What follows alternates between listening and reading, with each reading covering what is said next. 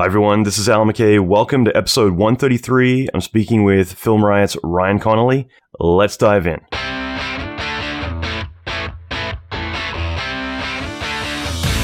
Welcome to the Allan McKay podcast. Allan is an Emmy Award-winning visual effects artist and mentor to many leading industry experts. Listen in as Allan talks with other industry leaders in film, video games, and visual effects about their experience, lessons, and methodology. Allan will teach you pivotal advice to fast-track your career, better your skills, and reach your ultimate dream job. Check out the latest episodes on AllanMcKay.com.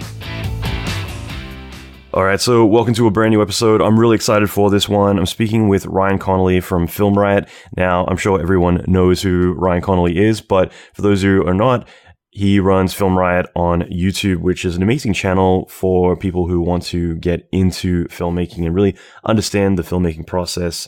And of course, get more of a behind-the-scenes look at a lot of the productions that he works on. So Ryan's made a lot of really amazing short films, such as Tell, Losses, Proximity, and several others as well. And I really love chatting with Ryan, just getting a lot of insights into his process, a lot of his ideas and thoughts on the filmmaking industry, and sharing a lot of his knowledge that he's acquired over his film career. So I found this episode to be extremely valuable and a lot of fun as well. We talk about everything from how he got started to what he's currently working on, and also talking about everything from trolls to how to really raise the bar with your skill sets. So I find that this episode, I think, is going to be valuable for everyone. So I hope you enjoy this episode. Now, if you want to check out the show notes, go to allanmckay.com/133 for episode 133. And there you'll be able to find a lot of quotes, key insights shared, as well as links to where to reach Ryan, as well as all the other resources that we get into in this episode. So I hope you find this valuable. And if you get a moment, please share this around. I think that this will be a really valuable episode for everyone. So I appreciate you for taking a moment, if you can, to do that. That being said, let's dive in. Thanks for taking the time to chat. And Ryan, do you want to quickly introduce yourself? Yeah, I'm Ryan Connolly. I'm a filmmaker out of Dallas. I'm also the host and creator of Film Riot. So I'm a little bit of both. I'm sort of a filmmaker and an educator, although I've never really thought of myself as an educator, but I've been called that enough to where I guess maybe I am. But Film Riot, I never really thought about it in that approach. It's not like I was intentionally trying to educate. It was more like just putting the information out there of things that I learned or what I'm doing, and hope that it would inspire or maybe, give a leg up to people. But of course, I see myself first and foremost as a filmmaker, most specifically a writer-director. Absolutely. No, it's a good point. Like, I kind of got that for the longest time, where I was completely allergic to that word, where I was just like, I want to be recognized for my work, not for that, but after a while it's like, well, yeah, you can be a lot of things, you know what I mean? So, yeah, but I mean, that's a good point, just to kind of dive into that for a second. But like, for you, was that just a chance for you to kind of just nerd out about like, hey, I discovered all these cool things, let me share it with other people because this is exciting, and I want to show like what we're doing or how we're doing it differently to, like, it's just a kind of a online journal in a way, like a visual journal, or like what was the intent behind like starting to post knowledge and share knowledge out there if it wasn't specifically to intentionally educate others? I mean, it was definitely multifaceted, and it was definitely, with the intention of getting information out there. At the time, there wasn't really anything like it. I mean, now it's absolutely everywhere in every medium. We got Martin Scorsese and Ron Howard coming out with classes now online. So, I mean, it's all over the place now, and extremely impressive. But at the time, the only things that you could really find was like prop making, After Effects tutorials, or camera reviews, and that's it. And we do a little bit of all of those, but there wasn't really anything talking about the process of filmmaking, or somebody who's, working towards being a filmmaker, just putting information out there. And I came from a background where I didn't have any mentors. I just had to figure everything out for myself. I was in South Florida. I had no connections whatsoever. And I went to film school in a time where you kind of had to if you wanted to get the information, because there wasn't any real good information out there. Whereas now it's totally not the case. Now it's kind of like why go to film school to some extent. So a friend of mine was real discouraged. This was after film school. I had already been working in the industry a little bit. I was working for Alienware, running their video studio, which Alienware is the gaming division of Dell. and I was running the video studio, and they hired me because I was a jack of all trades, so I could do everything from pre to post. So it was a really great experience to be able to go in there and kind of just hone my craft there, because they pretty much gave me free reign to do whatever I wanted, except when they needed sort of their talking head videos. And other than that, I got to invent and pitch things, and it was a lot of fun and really educational for me to be able to do that. That's cool. And I was working on short films and whatnot, and a friend of mine who wanted to be in film was really discouraged about how little information was out there, and asking if he should go to film school and what should he do, because, he doesn't even think he'll be able to go to film school because of money and all that. And that sort of gave me the idea for Film Riot, because, at Alienware, I was sort of there just figuring things out. And I was like, man, what if I catalog that? What if I started putting those things that, not put myself out there as like the end all be all, hey, I have the answers, but instead, as our original opener said, you want to be a filmmaker, so do I, let's figure it out. Mm-hmm. And that was sort of my motto with the show is not like, hey, here's exactly how you do this. More, hey, here's what I'm doing. And, hoping that it would inspire people to get out there and do it too, because we've always done it in, a little bit differently than most. Just unconventional ways is usually how we've gone about things, which, I mean, all DIY filmmakers do, but that's not really ever put out there. So I was hoping to see that would obviously educate younger filmmakers who, don't even know what a shutter is, but more than anything else, inspire people to, pick up their camera, whatever camera that might be, and just start shooting and start figuring it out for themselves as well. And then on the other hand, there was definitely the thought process of, I want to be a filmmaker. I have no idea how to get there. I don't have any network. Why is anyone going to pay attention to me? But if I could build a community, at the very least, at least I would have an audience to make stuff for. And, if that's all I ever did was make short films and put them out online for people to enjoy, I would be happy. As long as I'm doing it, I would be happy.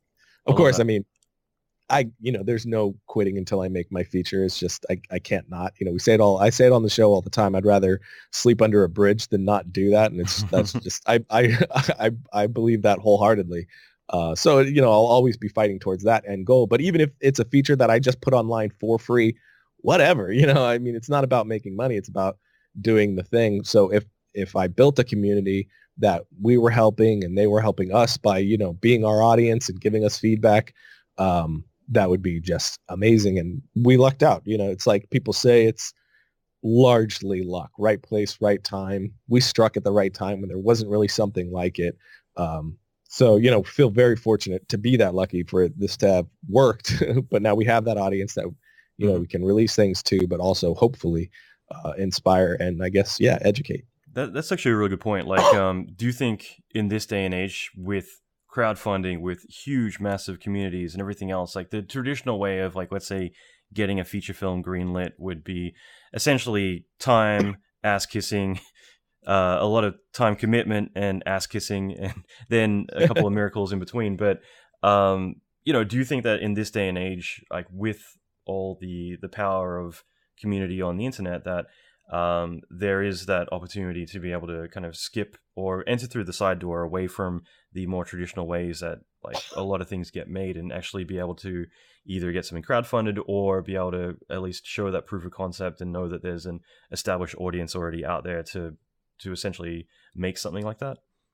So like, is there that different avenue to actually make a feature? Yeah, now you're saying? I think that these days, like in the last couple of years, I think that there is a lot of new opportunities, even just more different, unique angles. Like, in terms of getting more technically savvy directors who already have, let's say, a visual effects background, and they know that they can bootstrap a film and be able to pull off the same quality that a lot of other directors might struggle to do. But more importantly, having that community, having that audience, being able to build buzz around something, or accidentally leak a test occasionally to get things going. But what are your thoughts on that? I think, we're at a time now where it's like, well, what is it that you're trying to do? You can make a feature for $0 as long as you have a bunch of people who are passionate and willing to put the time in, and you do it on weekends over a period of time. I know people who have done that. Or, is this $1 million idea? Do you need, or $1 million plus? I think it just depends on that thing. I think there's such a large avenue. It's like endless of what is it that you're trying to do? How do you see this needing to be accomplished, and then what route can you take after that. I mean, I'm definitely on my own specific path of the way that I've sort of been crafting on how to get there for a long period of time, which we'll definitely talk about openly on the show once we get there and it actually works or not. But everybody I know is kind of going at it in a different way. There's no one real way to do it anymore. I mean, there's obviously the Hollywood system, which is its very own, very specific thing, but also has different sort of paths as well. It's the whole creative field. I mean, it's like this endless like root system of 1,000 different pathways. Each one can lead to the same place, and no one has the exact same story. But it's definitely an exciting time where you do have things like crowdfunding, or the ability to build a following that will help you get there, or just the ability of, if you put the time and effort into it, you release something that's really unique, interesting, and just looks great. There's an excellent possibility of blogs picking it up and word of mouth starting to happen, and that actually being successful, and even self-distributing at this point is a totally viable thing to do. We're getting it in front of places like Netflix, who are, scooping things up. I think one of the main things to me that has been a problem for a lot of people that I've seen is people aren't willing to put in the time and play the long game. For years now, people have been like, why aren't you making a feature? Why haven't you made a feature? And telling us we're wasting our time because we're making short films. And it's because I've tried to be as objective as possible and as honest as possible with myself on when I'm ready to make a feature, when I have the experience enough, when I put in enough time and have honed my skills enough to be able to make a feature that's going to be worth a damn. That's going to be worth someone sitting down for 2 hours, potentially spending money to watch this thing and committing that time, giving it to me, hoping that I'm going to reciprocate and, deliver on my promise of entertaining you and giving you a good ride. 90 minutes is such a big commitment these days. Big commitment, yeah. And that really means something to me. And I think, a lot of us only have one shot at it. You mess up your one shot, there you go, especially if you're in the public eye already. Right. It could be really hard to do something else. So I've always been, really careful with that, and very conscious of, I need to put in the time, put in the effort to build my network of people, build my team that I know that I can rely on and create the way I want to create, and then be in a place where what I'm envisioning, I can actually put up on the screen. And recently, I think I've finally gotten there, but only recently. It took a long time because it was outside of mentorship. It was outside of any kind of system. It was, doing it completely on your own and figuring out how to do all the avenues on your own with very, very little budget. And I think a lot of people, at least the stuff that I've seen, either don't think that way or aren't willing to play that long game. They want it right now. Right. They want to make their feature, where it's like, well, why do that when you're not ready to do that? Like, this is not going to be good. It's not going to be anywhere near what you want it to be because you haven't put in the time to build your resources, build your skill, build your networking, build that team of people that are going to support you through it.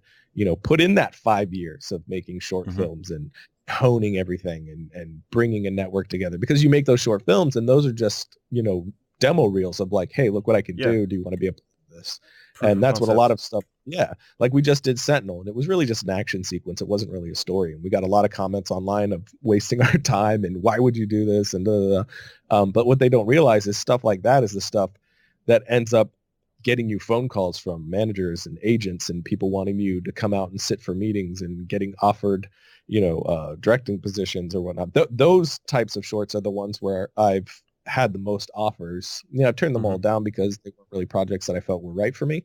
But those are the ones that get that, because you're really displaying that you can give an experience. Sure, I'm not telling this complete story, but it's displaying that you can give that experience. Yeah. And that's something that, I've tried to hone over time. Yeah. But more importantly, it was, again, a demo reel to be like, this is the type of thing that I want to and can do. We did this for $200, give us a little bit more, and I bet you we could do it. And then that was used to do the new short film that we're doing, which is a 17-minute short film with a storyline that we're really excited about. And it's like the biggest short we've ever done. But doing Sentinel, even though it was something I shot in 2 days for $200, it was a bunch of passionate people, and we, put together something the best that we could possibly put it together. And it really helped us bring together a team and funds to do the next one. I don't know how the hell you can do a feature, sorry, not a feature, but a short for $200. Like I can't go to lunch for that much money. Yeah, man, it's just with that thing that I'm talking about, putting in the time to create that network. That this has been like 10 years in the making for me, of slowly building this network of people that we trust each other, we're passionate, and we're all going on this, this what's the word for it? Journey? This journey together, I suppose. Where it's like, my composer often will compose for extremely cheap or free for me, because he knows that I'm loyal to him. And, the second I get a feature, he's my composer. He's along for the ride. We're a team. Same thing with my sound designer, the DPs I've worked with. You work with these people because you're trying to accomplish something together, not just this one project, but hopefully building this team, this family that's going to continue together, because we all have the same, vision of the future. We all have the same goal. We all just want to tell stories, and we want to do it together. So each thing we do is just one step closer to that. But it took 10 years to build that team, and I'm still building that team. So again, it's that time thing that I think people either don't often think about, or, are too impatient for, I think, maybe, which is totally understandable, because I want to make a feature now. Well, I mean, I think I want to make a feature now. I think most people just don't really understand, and I've never made a short. I've collaborated on plenty, but I've never been the fall guy in in charge of a short. But the thing is, like, it's a huge process. It's massive. It's a massive commitment, emotionally, physically, and mentally, and especially time as well. So I think that most people just assume, like, yeah, you hit record, and most people just don't go through the process. And one thing, I've got two of my friends, John and Josh Baker. I was actually talking about them recently, but like I was thinking about, like, they're directing their first feature film, Kin, at the moment in Toronto, and they're Australian as well. We grew up together in the industry, and they're more motion graphics, but I know when they first moved to New York to start directing out there, as Twin was their label that they went under, but they had a lot of feature films like being thrown at them left, right, and center, but they weren't ready yet. And it is one of those things. It's, do you want to throw yourself out there too soon and fall short? Like, I look at Robert Rodriguez. He had the right idea back in the day with El Mariachi, that he's like, yeah, I'll just do, like, sell 3 films to the Spanish network, and those will be my 3 failures, and then I'll prove myself under the radar before I can go out into Hollywood and do my thing. And obviously it didn't work out that way, but you kind of need to go through that trial by fire. And like, it's different when everyone's watching you, if you're still learning as you go. And that's why shorts, I think, are such a great proving ground, because everything you're doing, you're going to be learning and failing, but all of those things lead towards the future success that you're going to lay out for yourself. Yeah, I totally agree. Yeah, I always say, like, failure is the bridge to success, and I really love failure, because if I don't fail a little bit, then what have you learned? And I've said before, like, I don't really believe in failure as the concept that people put forth when it comes to this stuff, because for me, you only really fail if you didn't learn anything. Mm-hmm. If something fails big and you just learn so much from that, that's a pretty big success, because the amount that you just learned from that probably would have taken 5 projects otherwise. So whenever something fails big, or we put it out and it gets a negative response in any way, and we've been lucky enough to where the majority of people seem to like the stuff that we put out, but it's kind of hard to gauge that 100% on YouTube. And even when there's a lot of people that like it, you get one person that's like, this sucks, and that's all you think about. Yeah, but, I love that metric. It's like 1,000 to 1. All it takes is that one comment. You're like, fuck everything. I'm it's gonna echo in your mind. Why do I even try? So do you read all your YouTube comments and all that? Like, I always find, like, Reddit and YouTube are the two ones that are just like, no holds barred. You know what I mean? So just curious. I try, and then it just depends on the project. When it's stuff that I really care about, which is our short films, I'll read it to an extent, and then, because, that type of creative work, especially when you're writing, you're directing, you're really putting your heart out there in a lot of ways. And, negative feedback doesn't bother me. Being like, I personally didn't really like this. I like your other stuff better. Or I personally don't like your style of filmmaking, and I didn't like these things about it. I don't mind that at all. I really, I really like reading that stuff, because, it's that fail. I've failed to capture his imagination, and I want to know about that. I mean, of course, I understand as well, though, I'm not going to please everybody. Out of 100 people, maybe, if you're lucky, 50% of them like it. That's an arbitrary number that means nothing, but I just threw it out there. But, you're never going to please everybody. There's going to be people that hate your stuff. There's going to be people that love your stuff, just across the board. That's just how it is. Not everybody's going to relate to my style or like my style. So I keep that in mind. But even still, I really like to read those opinions to, to try to learn from that. Like, where did I go wrong? Are they right? Let me look at that again.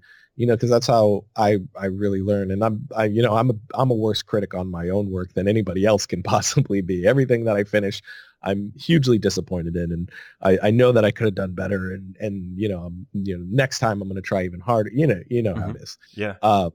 But it's the comments that are just extremely dismissive or just cruel. Those are the ones that are like, ugh, why am I reading this?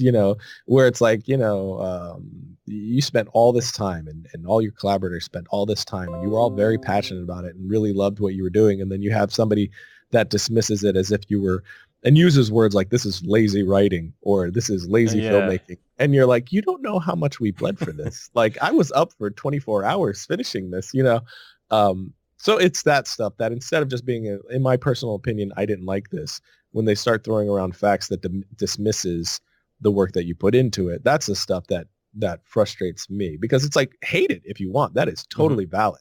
You have your personal opinion, and I would actually even like to hear it. But once it becomes these like statements of fact that you're like wasting your time, or, this was lazy, you didn't care, that's the stuff that I'm like, ugh. And then I stop reading, which is a bummer, because you get some of those trolls on there doing those sorts of things, and then success. The creators, I can go home now knowing my day's complete. I managed to make a filmmaker cry. Totally. It's kind of interesting. But those people usually ruin it for the rest of the comment section, because often creators they're a Debbie Downer. It's going to ruin the vibe of everything. But I try not to let it get to me and just keep reading and ignoring it.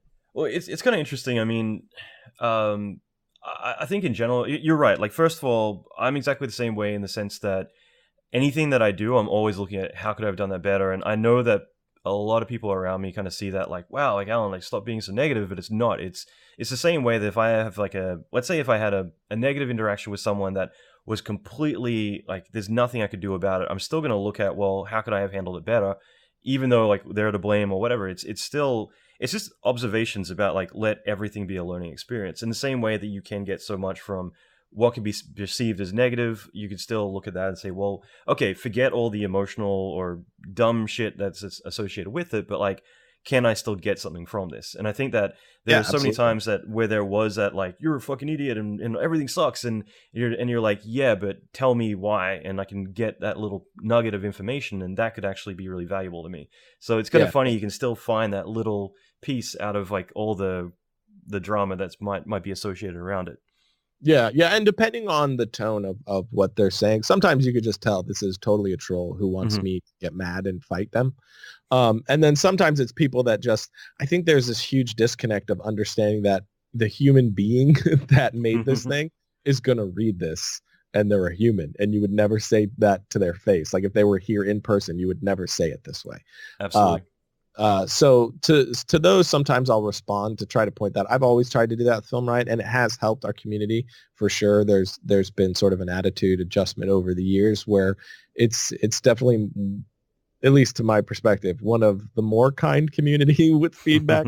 I think because of it, because we've just always been that way. And then, a lot of the people in our community have followed suit, or just been cool and just did it themselves, of like, say you didn't like it, but there's no reason to be an a-hole about it. So I do try to respond to those sometimes, being like, hey, I'm sorry you didn't like it, but, X, Y, and Z. And a lot of the times they'll come back with, oh, yeah, I'm sorry I said it like that. What I meant was, and then, a nice conversation could come out of it, of like, well, why didn't you like this? And like you said, there's like things that could be pulled from that. Because even uneducated opinions are still good opinions. It's an audience member. If this absolutely worked for you, I want to know why. And like, not to put the whole focus on like trolling and haters and everything, but it is an interesting subject in that sense that, like you're right.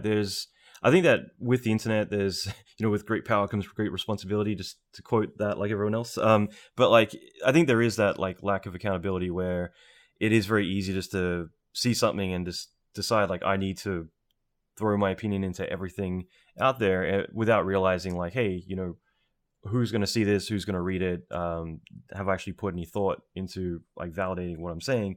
But you know, it's more about just like throwing something into the abyss, like throwing a coin down a well or something and not really thinking about if it's going to hit someone in the head. But if that was the case where you think, oh shit, they might actually read this, suddenly you're right, there's a completely different you know, shift of tone where suddenly it's like, oh well, I don't think it sucked, it was just I had a different opinion, and suddenly they've got to actually act like normal people in society, opposed to, you know, the 12-year-old kid that the internet has brought out of them, pulled out of them, you know what I mean?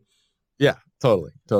And often I'm just wondering, like, who sent this to them? How'd they find it? What's going on in their day right now? You know what I mean? Like all these things. I personally do it's think not like that making the decision to go to a theater to watch something. Absolutely. It's And usually an arbitrary click. Like I don't get like it's very rare that I'll get something, but you know, some kind of trolley thing. And I honestly think that, like, you know, when you're doing something, when you're putting your heart and soul into something, you want a reaction, whether it's positive or negative is good. When you're not getting any reaction, that's when you got to try harder. So like, you know, if you're getting opinions, whether positive or negative, that's at least means that, you know, you are getting an audience that, you know, wants to share and comment and talk about something.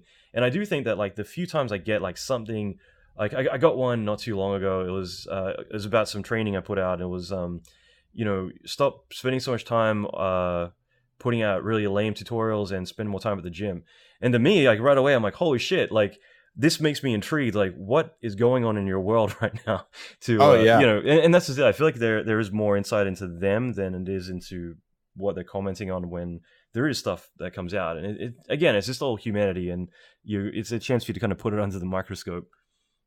Yeah, totally. And I get a lot of those where people just attack your personal appearance and stuff. And it's like, what does that have to do at all? I spent a long time building this mustache or beard. Yeah, yeah. And I mean, one person posted something about, went through a list of things we needed to change, including like getting someone to dress me because I shouldn't be allowed to dress myself. Wardrobe person. Yeah, which you know, made me laugh. And you know, at this point, you know, I've been doing this on YouTube for like 9-10 years now, so it's like I have a pretty thick skin. So when people attack my personal appearance, it really doesn't bother me anymore. So I usually just laugh it off. But it's just like, what made you stop and put effort into typing these things? Like, what's going on in your life? That's often the thing that I think of. Is that's right. You kind of got to feel when it's venomous enough. It's like, man, you're not mad at me. The things that you're saying is not what you're really mad about. Like, some heinous stuff is going on in your life, and this is your way of, you know, hitting a punching bag. Your right. keys are your punching bag. Your free therapy, you know? Yeah. So sometimes I have responded when it's like, whoa, that's a bit intense, like, level comments. I have responded with like, hey man, I understand that there's no way you're this mad about this random video on YouTube. And that something pretty horrible must be going on in your life. And I'm not trying to be sarcastic, but I really, truly hope that, you know, things get better for you. And I'll just post that out there sometimes. And that's the worst thing you can do, because it's so mature and responsive, like responsible. It's just like, fuck, like, you're taking all my power away. You're taking my insult away. Like, God damn you. Totally. And it's always done one or two things. One, they try to come back being like, no, shut up, nice try. Or which is the rarity, or they don't respond at all, or they come back with like, you know what, yeah, I'm sorry, or whatever.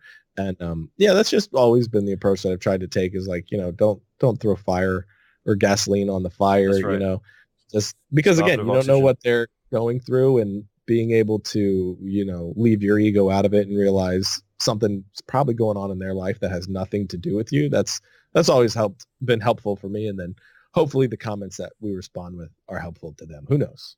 Actually, like, you know, again, like, I'm trying to steer away from the whole hater comment thing, but it is such an interesting thing that I can't help myself. But I will say, like, I'm just going to add one thing that, like, I look back at the one time I ever tried to respond to something on a forum, like, where after like several attacks from the same person over and over and over, it's like, finally I'm just going to say something mature, but probably shouldn't have done it the way I did. And I look at that, like, the whole thing basically is one of those things: you starve something of oxygen and it goes away. No one even thinks about it. The one time I ever replied to someone, and I look back and I regret it, because it basically meant, like, even though this guy I knew in real life, and he's someone who has been an a-hole to everyone I've ever met,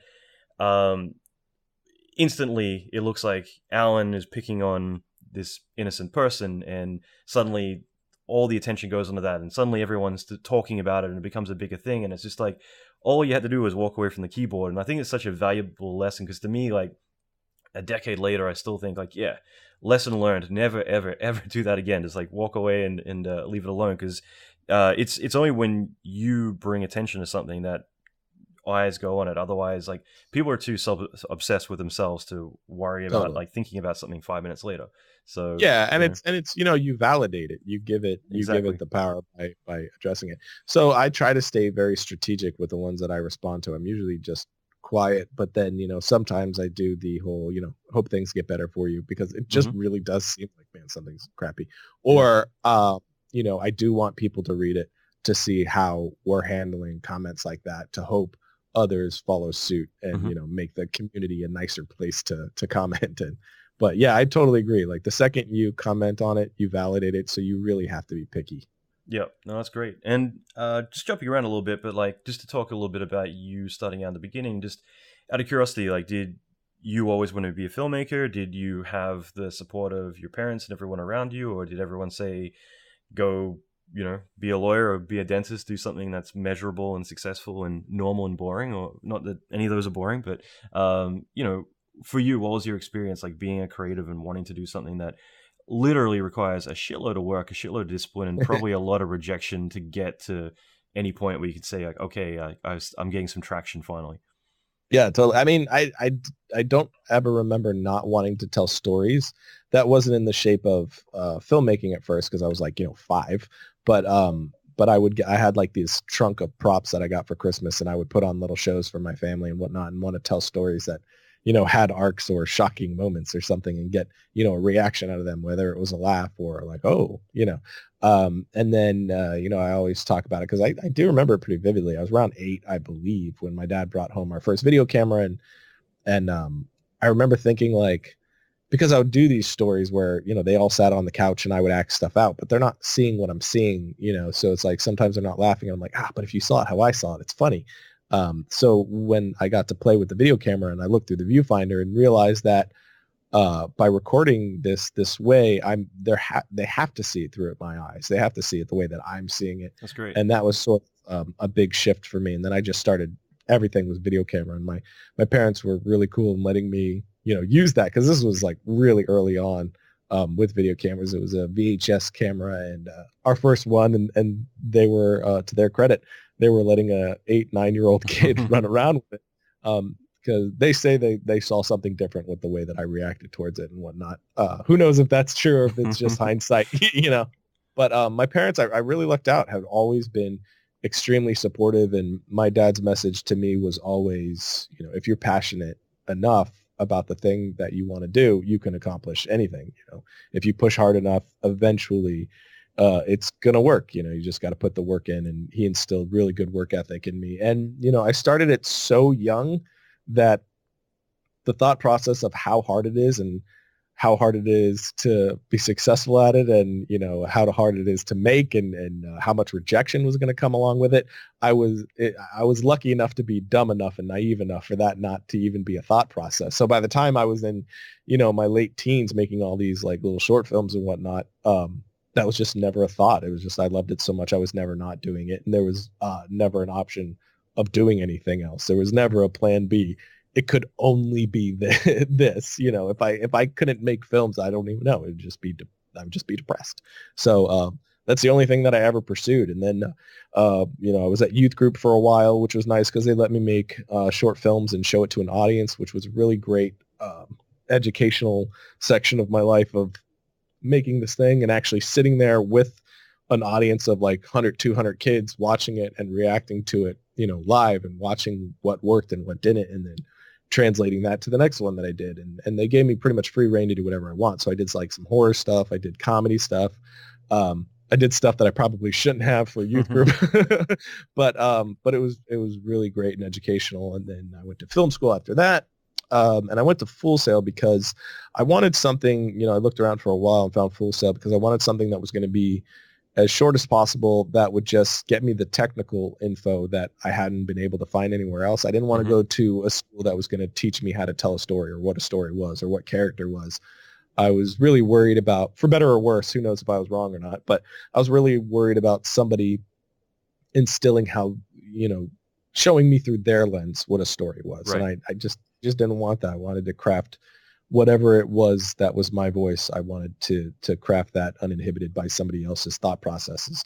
So I went to Full Sail, and I dug Full Sail, even though it gets a bad rap a lot of times. But I just think it's like Full Sail is a place where you're only going to get out of it what you put into it. If you put 110% into it, that's what you're going to get out of it. And a lot of our classmates who ended up hating it, like, would leave labs early. It'd be like I don't remember how long they were, like 3-4 hour labs. I don't really remember, but they would stay for the mandatory amount of time. You had to stay for X amount of time and then leave right on that. So more often than not, it would end up just being me and the instructors in a room, which I was totally fine with because then I got all the attention.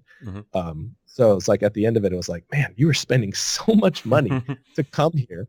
And, you're not taking advantage of, I'm working with at the time, the same cameras that Peter Jackson was shooting. I believe it was King Kong on. Right. So that was on the red one. Or, no, what was he shooting on? Wasn't it? That was film. Okay. Wow. Okay. Because I remember right around then he was I remember just recently I found like an old video where he was endorsing red cameras, saying like it was the red one, and God, it was clunky, and he's just basically I think he just finally made the switch, but maybe that was right after. Film. I could be wrong, but I think it was film. Yeah. I don't know. Now I'm gonna look that up and find that I was totally wrong. But damn it. No, it could have been right after, but I just remember like seeing that, like, fuck that. That's an old video for him to be talking about that camera.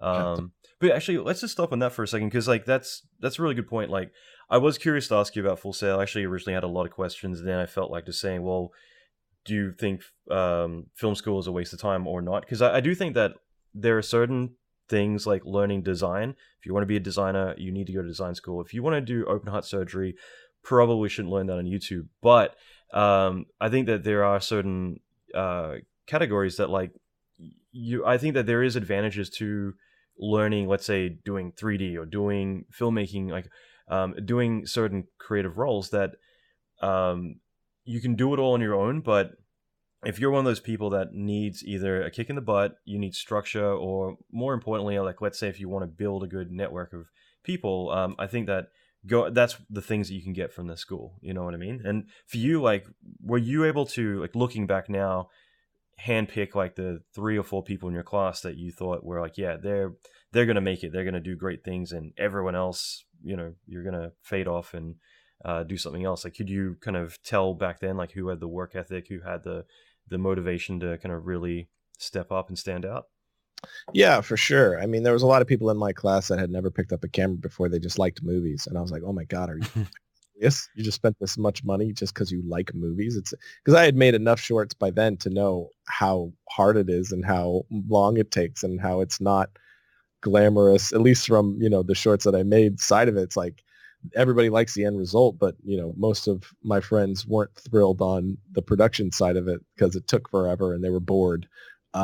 So that was just crazy to me. But yeah, you have the people that put their all into every moment, and those are the people. Because for me, in my opinion, when it comes to the film industry, it's so insane. It's so hard to get into that if you don't put literally every ounce of you into every moment of it, you're never going to make it. I think filmmaking just asks all of you. And if you don't give it that it's just not going to happen unless you're lucky enough to be very connected. Of course, I'm specifically talking about like creative lead roles, like directing and all that stuff. The things that I can speak to because it's the path that I'm currently taking. Mm-hmm. And I definitely think that now, again, only speaking to the things I can have an educated opinion on, which is the path that I've taken, not 3D or VFX or design or anything like that. I can't really speak to those. But as far as directing, cinematography, editing, writing, all that, I do not think you need film school at all. And I actually, a lot of the most talented people that I respect didn't go to film school at all. They just picked up a camera and started doing it. Especially nowadays with the amount of information that's online. It's like, this is a creative medium. You don't need to go and sit under a professor who's going to tell you how to do it. You need to put in the time, because after I left Full Sail, and luckily my thinking was correct. It was, I'm not going to learn how to be a filmmaker at Full Sail. I'm going to learn where the buttons are. And then after that, because I know where the buttons are, I'm going to be able to really start my training. And that's true of anybody that comes out of film school for the most part, that, once you get out of there and you really start getting on sets and building that experience, unless you do a ton of that in film school, that's where the real education is when you're actually making things over and over again and failing over and over again. And that was definitely true for me. The more I made, the more I learned, the more I figured out how to pace something, how to engage my audience, how to unfold the story, how to get them connected to a character, how to set geography, all those things.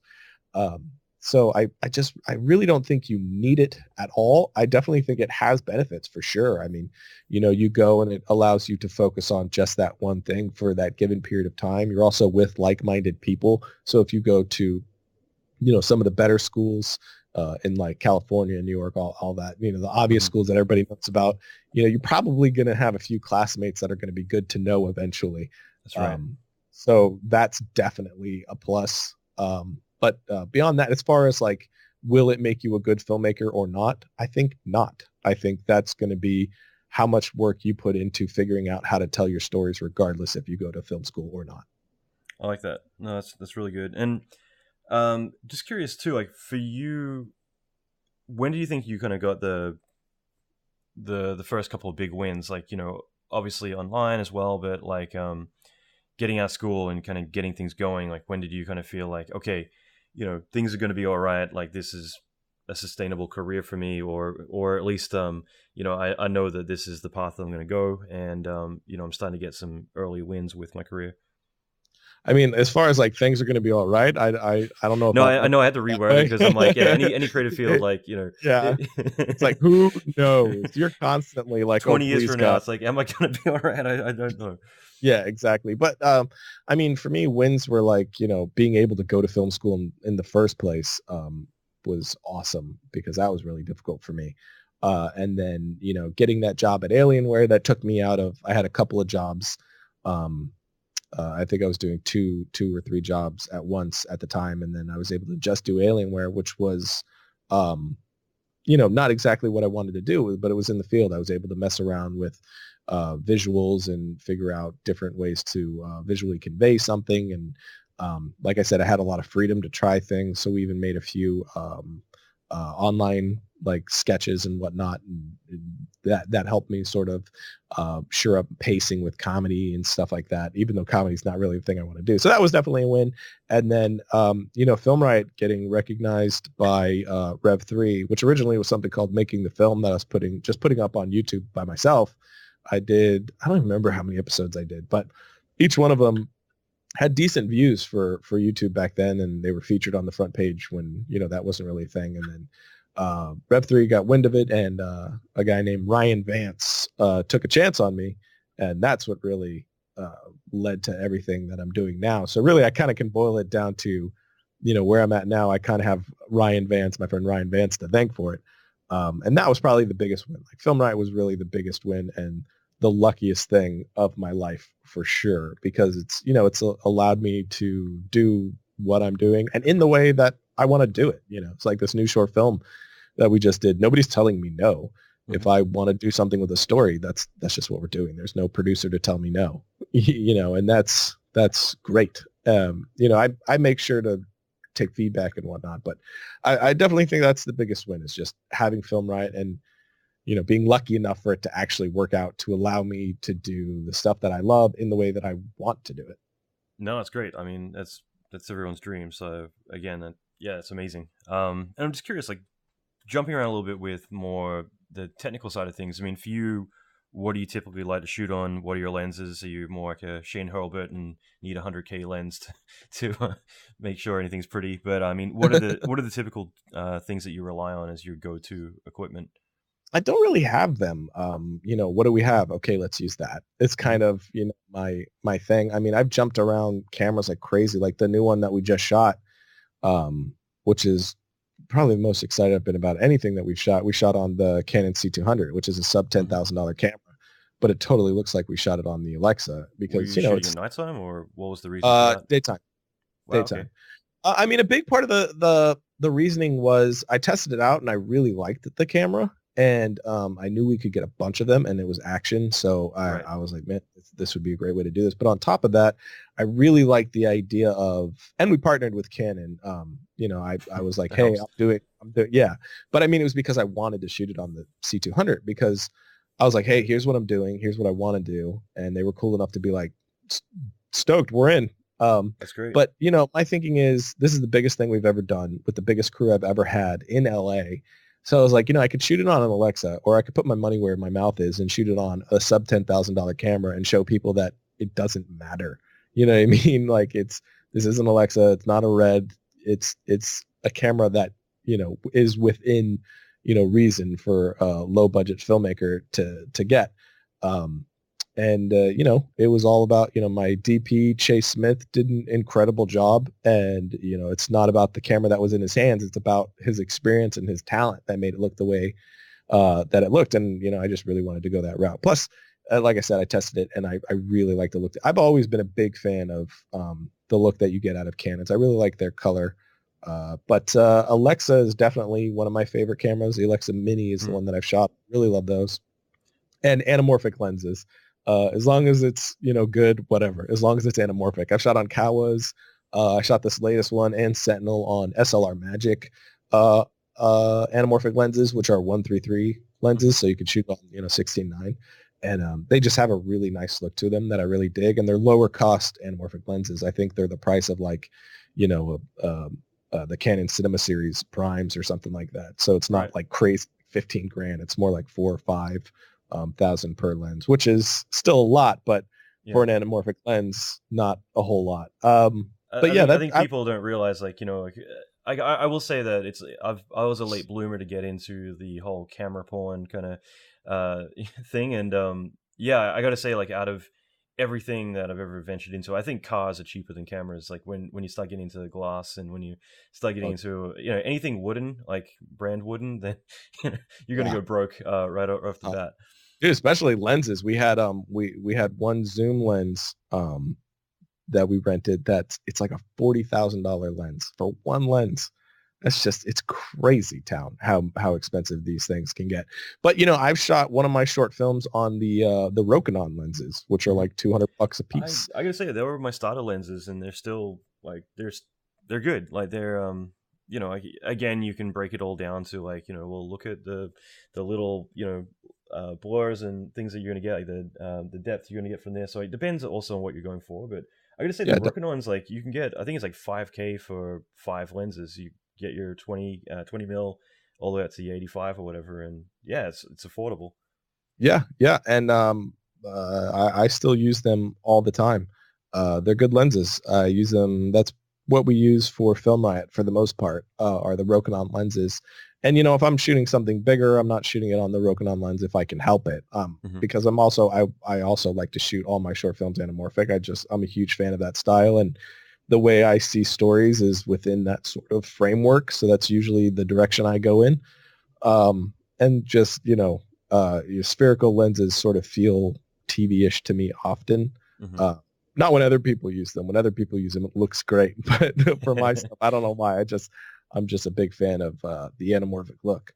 But yeah, I mean, even lenses, I would put probably the biggest thing on. Lenses are more important to me than what camera I'm shooting on, for sure. And, there's a lot to say about, obviously, you get an Alexa and, cook anamorphic lenses, and obviously, you're going to have something really nice looking. But I also... And a second mortgage on your house. And exactly, and a second mortgage on your house. But I also talk about, like, these are tools, and all the tools will do the same job. But you shoot on, say, like an A7S, and it's like using a screwdriver. But you shoot on the Alexa and you're using this high-powered drill. Both will get the job done, but, one's going to make your hand hurt. You know what I'm saying? So it's like, you just got to know, A, what you're doing, and B, what the limitations of your tools are, work around that, and I think you can get something great. And, if the project is great, if the story is great, if you're engaging your audience, if you're able to craft something that's giving them an experience that they're going to enjoy, they're not going to care what camera you shot it on. It's not going to make a difference as long as it doesn't look and sound like garbage. That's right. And if you have talent, you could do that on an iPhone. I just recently upgraded to the Epic W. I was going to go the weapon, and I decided I'll go one step back. And it was like a week before the VistaVisions got announced, and like I think finally I'm done. Like I upgraded my Dragon to the Epic W, and then finally, with the new pricing, I'm just like, all right, like this is a whole other playing field. I'm done with this fucking thing. I'm gonna just go and spend money on things that I can actually use instead. Because you are absolutely right. Like I think that it's like a lot of things, but there's only certain people who are going to appreciate like once you get it's like wine. Okay, I'm using my metaphors today, but like depending on your palate, there's only going to be a certain complexity or age you can go to, and then after that, it's just money down the drain. And these days, like iPhones alone can do really great jobs. Like I've had a bunch of people say like, hey, I got to go buy, like, what camera should I buy or whatever. It's like, you've got a iPhone 7, like, fuck yeah. Like that's all you need. Yeah. Get a good if you're starting out, that's all that matters. Like people, and I've tried to like, because we definitely talk about gear on the show because I do love gear. And like I said before, the better gear you get, the easier it's going to be to accomplish the goals that you have. But you can do it, like you said, with an iPhone. We've tried to really push that on the show and point out that, an Alexa is not going to give you a good story. It doesn't matter. So if all you have is an iPhone and you're starting out, start with that. Start learning what it is to pace something. Because that's 9 times out of 10 when something's sent to me, my response is, the pacing needs work. Tighten the pacing. You spent way too long cutting between shots. This was 11 minutes. It should have been 4 minutes, So it's like, forget about spending $10,000 on a camera. Take whatever you have and start figuring out how to engage an audience. And I think a lot more attention needs to be put on that for somebody who wants to be. I mean, if you're just a hobbyist who really likes gear and stuff like that, great. But if you're honestly trying to be a filmmaker, like that's really what you need to be focusing on. Mm-hmm. That's great. That's really cool. And just curious too, like just while on the subject, in terms of gear, like do you prefer to rent rather than buy when it comes to definitely right? Yeah, I bought a C300. I have a C100 Mark One. I have a A7S. So I have my standard cameras that we own, that we shoot our shows with. We shoot like 2 episodes of Film Riot, 2 episodes of Variant per week, sometimes 3 episodes of Variant per week. So we have our in-house cameras that are just the production company cameras. But stuff like the Alexa or the Red, I just rent them when I need them because we don't do projects enough that require those. I mean, everything we put on is online. Mm-hmm. And the C300 and even the C200 can look like an Alexa when handled correctly. Like the Sentinel, my short before, the one that we're doing now was shot on the C300. So I love the C300. That's definitely one of my favorite cameras. What I love about some of the Red cameras is like, you shoot 6K, 8K, and you can overframe a bit and then still deliver in 4K and have some, some nice room for repo without losing any resolution, which is great. I really, really love that. So there's, obviously, if I had my choice, if you're like, hey, you could shoot on, anything, this $5,000 camera or, an Alexa fully kitted out, obviously I'm going with the Alexa fully kitted out because it's, it's a sports car versus a scooter. You're going to get where you want to go with both of them, but the sports car is going to be faster and nicer. And it's going to look cool. Yeah, totally. No, you're absolutely right. Like for me, I started investing in, like I got the Epic W because for me it was more when I was happy with my Dragon. I just wanted to go better low light, so getting the low light LOPF and the new sensor, the helium sensor, has just made it like way less noisy. But again, like if that's what I'm targeting, why not just invest in a Sony or something that's gonna naturally pick up better light. So yeah, I mean, if I was doing projects enough that required that, like we don't do client work. I do all my own projects, all my own in-house, Triune Films and my short film stuff. So it just makes sense to rent because we don't need that level of gear that often. But, I have friends that have production companies that are doing like massive commercials constantly. So I'm just blowing shit up. But no, you're absolutely right. Like, it blows my mind when you have some guy running around with like a DJI Ronin attached to, some ridiculous Raven or something for a wedding video. And it's kind of like, wow, like, you're either like broke right now and this is funding your fetish of camera gear, or it's kind of overkill for, again, going back to the bare essence of like what do you need to make something good. And like while on the subject, like of that, what do you think is more, obviously story, obviously acting, obviously getting the right beats and cutting everything as best as possible is going to be key. But like in terms of other aspects of shooting, like what do you think is more critical? Let's say lighting, set, sound, score. Like what do you think is the more critical aspects that for you really make or break a successful film? I mean, like, that's the thing, right? That's what makes it so hard, is that you really have to be firing on all cylinders to get something great. But I say it all the time. I think sound is the most important thing. Just sound in general, music, sound design, production sound, all of it is, for me, the thing that can really distract your audience or not. And I always use the movie Once as an example. It's this independent film that looks okay, not the best, but the sound is great. It's fine. And so within minutes, you're totally forgetting that what you're looking at was shot on a Handycam and isn't the best cinematography. And you're totally into the really great story with great performances and, beautiful music. And you're just totally engrossed in this thing. But then you watch another movie that looks beautiful and the sound is awful and you cannot turn that off. You hear it the entire time. So I think our eyes can start to deceive us, but our ears never do, in my opinion. So I always put a massive emphasis on sound. And I just love sound. So I even write that to my scripts. Like I know how things are going to sound before we even shoot them. Like this thing that we just did has a few VFX moments that aren't even there yet, but I know what I want the things to sound like. And of course I collaborate with my sound designer, Rob Krekel, who's just incredible. So I'll tell him, hey, here's what I was thinking, but surprise me. Do something that I wasn't thinking that's 20 times better, because that's what you do, So yeah, I always put a large emphasis on that, but there can't really be a weak link. Everything's got to be firing on the best cylinder possible. But if I had to pick one that, hey, we're absolutely going to nail this for sure, and the other ones aren't going to be quite as good, but they'll be good, I would definitely choose sound. That's cool. I love it. And I'll fire a few more at you. I want to respect your time. I know you're really busy, but yeah, I mean, I think this is a no-brainer, but at the same time, I think people hearing it from you is going to give them that permission of, okay, I can go out there and do it. But like for someone who did want to be a filmmaker, they wanted to either make short films or they wanted to, get into some way of storytelling. Like for you, what advice would you give them to how to get off their butt and get busy making their projects? I feel like this might sound harsh even, but I really feel like if you need a motivational speech to do this, you're probably not going to be successful. You know what I mean? Like totally not what I was expecting to say. it's not my and I give them all the time on the show because I do want to like inspire people, and I'm sure there's some people who do need to hear that.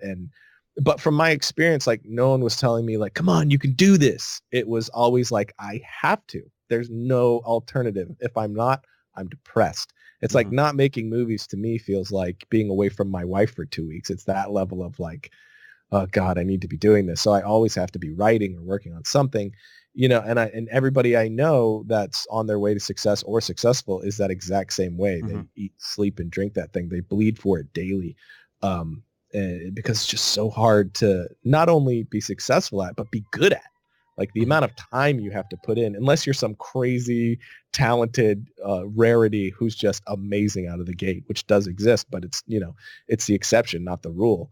The rest of us have to like claw our way towards that, So it's like, for me, it's like, if you're needing people to constantly be like, come on, man, get off your butt, go do it. You really need to evaluate, do you want to do this? Another possibility for sure, which I know people have done that, is they're in their own heads and, they don't have, they have lack of confidence and they think that they can't do it, or they're like, they're too critical of themselves or afraid of rejection. And it's like, if you don't get past that, you're never going to do it and you're going to regret it forever. So it's like, what could you possibly have to lose, from getting up and shooting something, anything at all? A lot of people are even ask me, what am I supposed to do? None of my friends want to do short films. I don't know anybody that'll be in it. Sure, but you can go and grab clips offline. There's something called a rip reel. You know all about that, I'm sure, where you just go find. Oh, really? Okay. So say I wanted to pitch a film, I would go find clips from films that were like it, and I would make a fake trailer using all these clips to convey story and what I'm wanting to do. So you're just getting all these different Right, things. it's like a mashup. Right, exactly. So it's like I see the dad being played by Tom Cruise, so I go and I gather a ton of Tom Cruise movies, and things like that, and all of the same tone, and I create this trailer that makes it feel like what I want the film to feel like. And by doing that, you start to see story and come up with pacing and different ways to convey the tone of the thing that you're trying to do, and that stuff is invaluable. Or if you have an iPhone, just go out and start shooting stuff documentary style. Record a voiceover to it and figure out a way to tell a story, or no words at all. Go just film things that, through the succession of these images conveys a story to the person that's watching it. And you're able to pluck on those emotional strings and put ideas in their head without even saying a word. These things are invaluable, and like fill that toolbox of ideas that later you're going to be able to pull from. Like Film Riot, doing these sketches, which we've done over the years, all of these are like these, written in 10 minutes, shot in an hour, we have to get it done by tomorrow type stuff. But with every single one of them that I've ever done, even when they don't look very good and they're just these quick whatever punchlines, I've always tried something with them, be it pacing or some kind of idea or structural idea. I was always trying something with every single one of them without fail. And then you come to, this recent production we just did, which is fully crewed up with every department. We had like 70, 75 people, 80 people, something like that on set one day. And I'm having to make decisions on the fly, shifting things as you always have to do, because nothing ever goes according to plan. And the shot list at some point is going to go out the window. And there's no time when you're on set like that, especially when you're shooting action, especially when you're low budget and you have to move. There's no time to say, hold on, give me a minute. Let me consult the script and read through the script and try to figure out a new plan. You just have to go, and you have to make decisions on, like, in the moment and right away. And by doing all those little things over all those years, which is what I meant before about putting in the time, you sharpen all the tools that you need to where when you find yourself in that moment, you just have answers, you have ideas, because you like built this catalog of solutions to other problems you found over the years of doing this that you can just pull from. Oh, you know what? We could do this. That'll work. I've done that before and I know it'll work.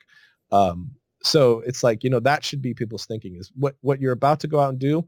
It might suck horribly, but that's not a bad thing. That's a good thing, because you're going to learn from every aspect of how terrible that was. Like I had years and years and years of really terrible work, especially writing. Like I have folders and folders and folders of just the worst things ever that I would never want to get out. But it's because I wrote so many terrible things that I started writing stuff that, I kind of liked, and, some people seem to dig as well. So it's just a matter of doing it. And sometimes I think giving yourself, not sometimes, I think all the time, giving yourself deadlines, even if it's arbitrary, just telling your friend, like, hey, on Friday, I'm going to have something for you to read. Hold me to that. And if I don't have it for you on Friday, I owe you $20. You know what I mean? And then you have to do it. That's what's been great about Film Riot too. It's like, it was forced deadlines. I had to. No, I love that. Like, you're so on the head about that. It's just funny. Like, I had a meeting with a buddy of mine. We went and shot some stuff in Malibu like a year and a half ago, and we've had 2 meetings about like getting off the ground, and it didn't happen. And so we had a 3rd meeting, and I think he was expecting it to be like one of those get off the ground meetings. And for me, it was like, no, we're going to chat about why it hasn't happened, because I think that's the real problem here. And since then, it's been daily, having to get him to check in, and I think that's changed everything. Just giving someone those deadlines of like, okay, great. Before we end the call, what's the point of attack? What are you hoping to get done by tomorrow or by next week? So that way they have that call to action. So that way they, totally know how to. Yeah. And I think that stuff is totally different than what I was talking about before about like, if I have to convince you to do it, you probably don't actually want to do it. Like that's the stuff where you're thinking about it, you're talking about it, you're wanting to do it. It's just a matter of finding the drive and the time to actually do it, especially when you're older or have a family of your own. Like life gets in the way so hard. You just got to find time for it.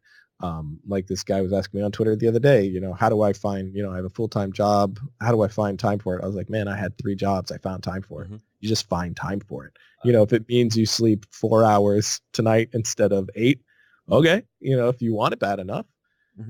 Yeah, and like one of my buddies, always mentioned him, but he was a student, he was studying a course I was doing in my mentorship, but he was also working on Independence Day 2, driving from Pasadena to LA every day. And, I remember him getting really mad at a few people who were like, oh, I don't have time to do this. And he's like, all right, I got to drive in LA traffic every morning, every night. I'm working on this insane movie and I'm still doing Allan's thing. I just get up an hour early, so shut the hell up. You know what I mean? And Yeah, I exactly. do think that you're absolutely right about it. Like, I didn't think that, you're being really blunt about it, but it's so true. Like, already if it's going to be something you want to do, because you'll be fully immersing yourself in it. You're going to live it. You're going to breathe it. You're going to be wanting to do it. But you also are right in the fact that there are going to be those people who have that inner critic that is telling you, what if you fail, or what if you succeed? Because some people are going to be afraid of actually getting to do what the things they want to do. And but yeah, I think that for a lot of people, it's that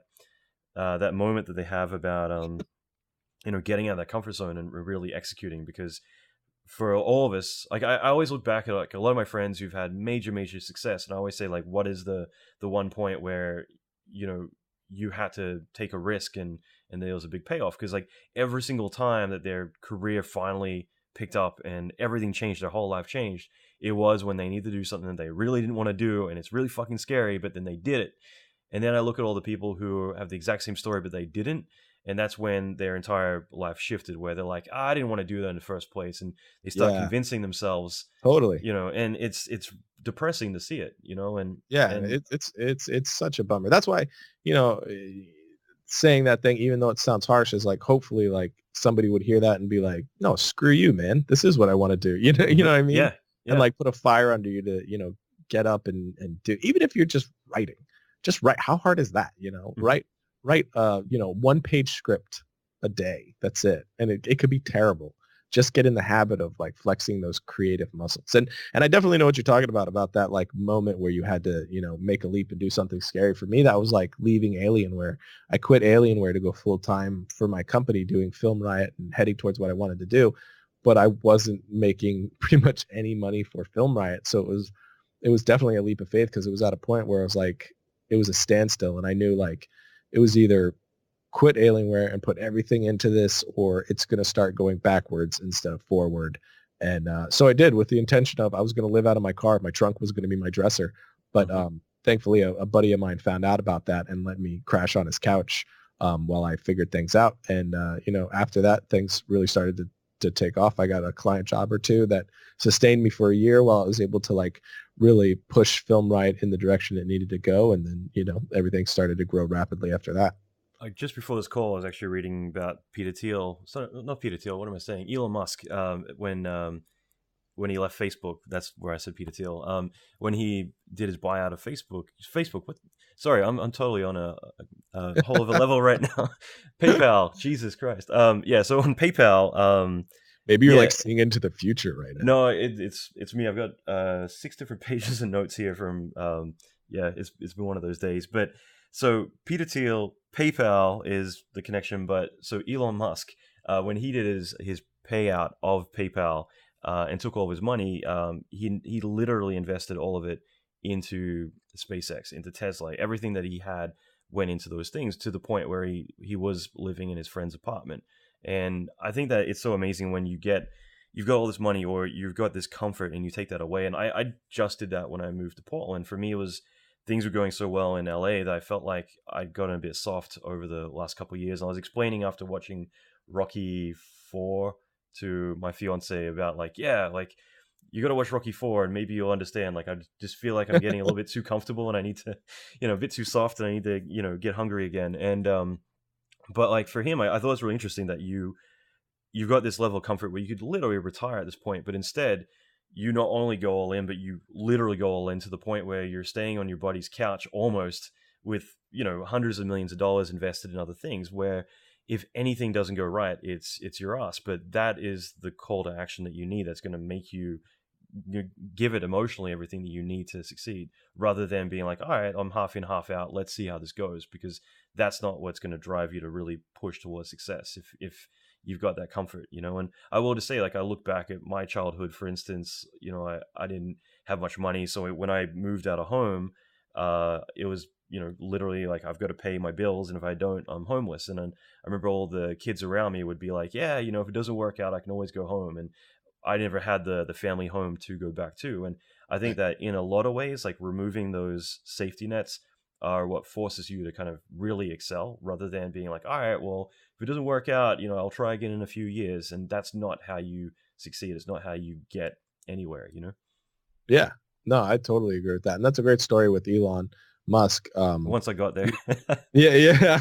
Because it's like, he risked ruin for what he really believed in. And that's kind of, I think, what you have to do pretty much. Mm-hmm.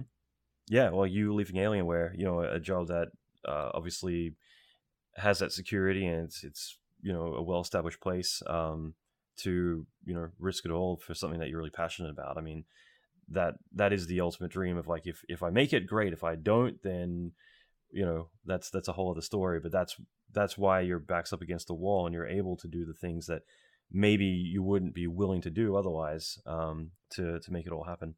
Yeah, that survival instinct kicks in for sure. Mm-hmm.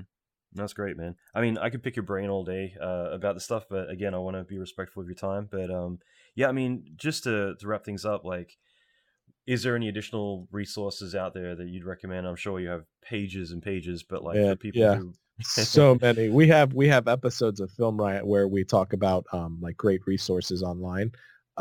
So that would be a great place to start, because I'm sure I'm going to blank. But I mean, MZ is amazing. Masterclass has some amazing stuff on there. Corridor Digital has a channel called Sam and Nico, where it's more like a vlog, but they definitely have a lot of really great sort of behind the scenes look on sort of the process and things that they're doing, which I always find to be really interesting and helpful. Of course, Andrew Kramer, everything that he does. Script Notes, the podcast, is amazing. The DGA has a podcast, which is excellent, which has, filmmaker or directors, large, massive directors, interviewing other massive directors, which is really great to hear that stuff. And for me, some of my favorite stuff is just special features, especially when there's any director's commentary. I love listening to that, because it's so often so candid, just them in a room. They just went through this war, and now they're just, That's great, yeah. reminiscing on what and why and how. And sometimes it's all just fluff and so elevated the material. But oftentimes, especially with like David Fincher, Ridley Scott, stuff like that, you get some really, really great stuff that's borderline film school in a box. So that stuff is really excellent. And then there's just, just reading everything online that you can. I think some of the best stuff is just anything that goes into process. I'm not a big fan of like video essays personally, because it's like personal opinion taken away from the thing that you watched, instead of like, like there's been plenty where it's like, this is why David Fincher did this, and then you go and you watch like the director's commentary, and it's like, oh no, it's not. You know what I mean? So I've never been a big fan of those. I think those can often be even more harmful than good. I wish that they would go about it in ways of like, here's my personal opinion on this viewpoint, but they don't. They kind of treat it like it's a film school, and here's empirical fact on why this is. And then I get 15-year-olds tweeting to me with these facts, and I'm like, wait, what? Where are you hearing this? I guess with the internet, like, unless something's authenticated, it's just like, don't trust anything. Exactly. It's like, well, no, watch it as like an interesting, like, this is how they saw it, but don't watch it as it's like, this is exactly how Ryan Connolly sold his soul to get Film Riot. YouTube owns it. It's in a box in the basement. Yeah. But anything that's about process of the actual creator who made the thing, I'm huge on. That's why I love Masterclass. Like the Aaron Sorkin Masterclass was fantastic, and the Scorsese and Ron Howard Masterclasses look really, really good as well. Just hearing it from the people who actually made the thing, talking about their process, and, their ideas that went into, doing that sort of thing, I think is the most valuable stuff you can get. That's great. That's really cool, man. Well, I hope to one day get to check one of yours out about your feature films when it happens. When's it going to happen, by the way? I thought you could just hit a few buttons and you get your film out. What the fuck? Yeah, it's like a vending machine, I hear. I just can't find it.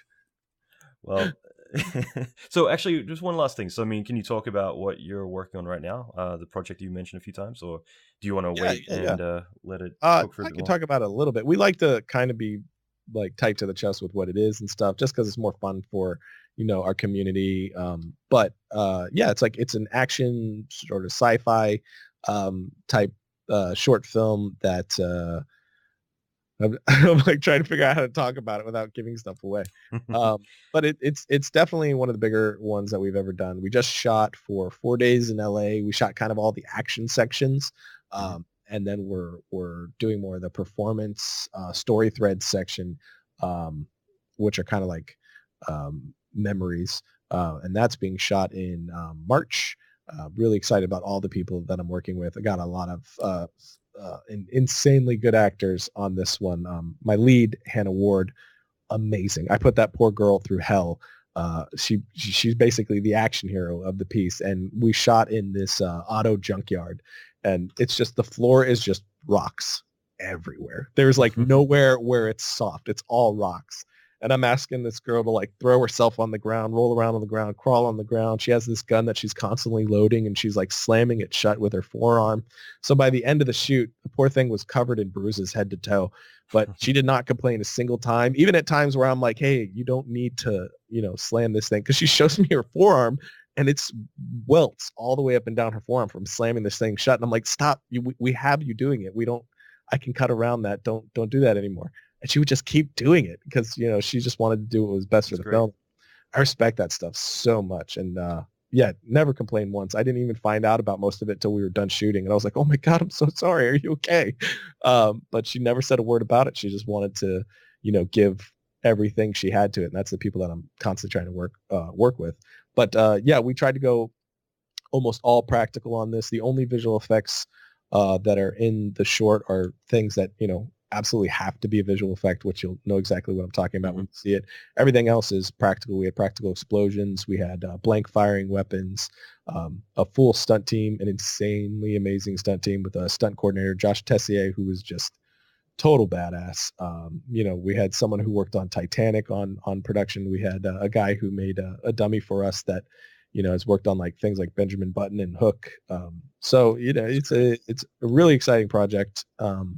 And another sort of action from me that's, feels a lot like the tone of Sentinel or Proximity.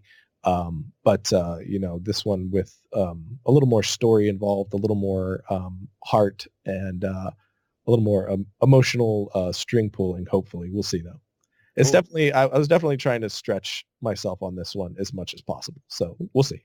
No, that's awesome, man. I mean, fingers crossed.